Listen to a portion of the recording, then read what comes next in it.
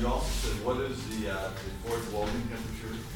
Forged welding temperature is probably 2200, somewhere in there.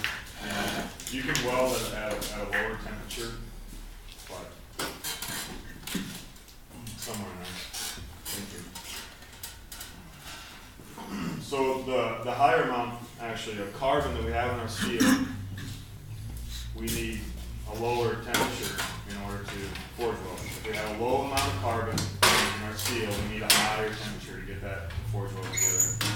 And that's why that quarter inch is such a perfect medium to start you guys out with, because it's a mild steel, it has a very low amount of carbon in it.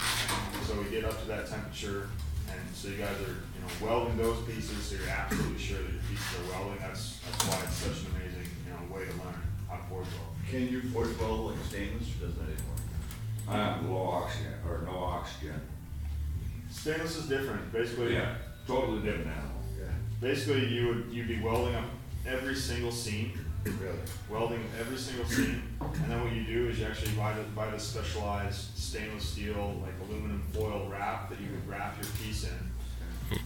You put a piece of paper in there that has, a little hole coming out, the piece of paper comes out, and you light that piece of paper on fire, and it burns out all the oxygen that's left on the inside of that piece of tin foil. Wow. And then you can bring that. And you guys, I don't know. Yeah, it's totally different animal. Sounds hard to me. Have you guys done it, or is this? I've helped a guy do a board. I've never done any myself. Stainless is super finicky. It's Yeah. extremely finicky, and I don't feel like for the trade-off that you get being rust resistant, you don't get the durability and the tensile strength and the flexibility that you get with high carbon in the Do you steel. ever want to talk about the rust resistance of stainless while we're in discussion? What's up? If you ever want to talk about the rust resistance of stainless, we'll have this private discussion. Yeah. I mean, I used to be, my high-tech jobs, I used to be, test director for some, men ships for the Navy. Yeah, I would love that. Okay, good. So was that pretty much answer your question yet? About Yeah, that was my question, yes. Okay. This morning, what I want to talk to you guys more in depth about, and I'm going to go over this, in the days to come too. I just kind of want to give you guys a good understanding. I wanted to get your minds working in this direction, so then you can come back to me with questions in the next couple of days.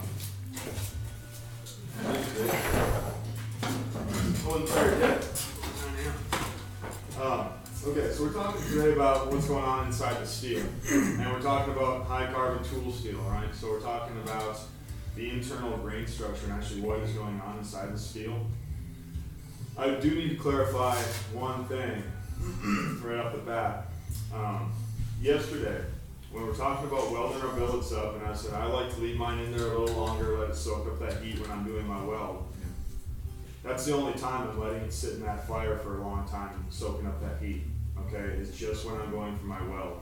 Every time after that, I'm gonna be doing some forging on there. I don't need to, I can bring it right up to temperature and go, and it needs to be a fast process back and forth. In the fire, bring it up to heat, and just go for it.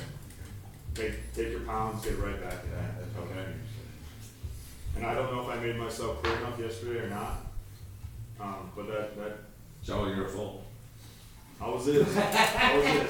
Well, in that secondary mode where you're basically pounding, not welding, how important is it to descale and put the flux on each time you go in? I mean, should you try to do that? Is it If you're something doing- you can do multiple pounds before you do that? What? Let's say you're doing just a little bit of forging, you're doing a little straightening, a little spot here or there. That's minimal forging, so you don't have to scale, you don't have to flux, in my opinion. Okay. In my opinion, it gets a little hotter, so you do not crack it. So you're saying It's a safety thing.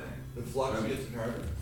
The flux gets the carbon? No, the flux Yes, hotter. absolutely. Allows it to get a little Thank hotter. you. I didn't know that, thank you. And it's a safety thing that, especially when students are learning, you don't wanna have them come off with a piece of crap that cracked on them.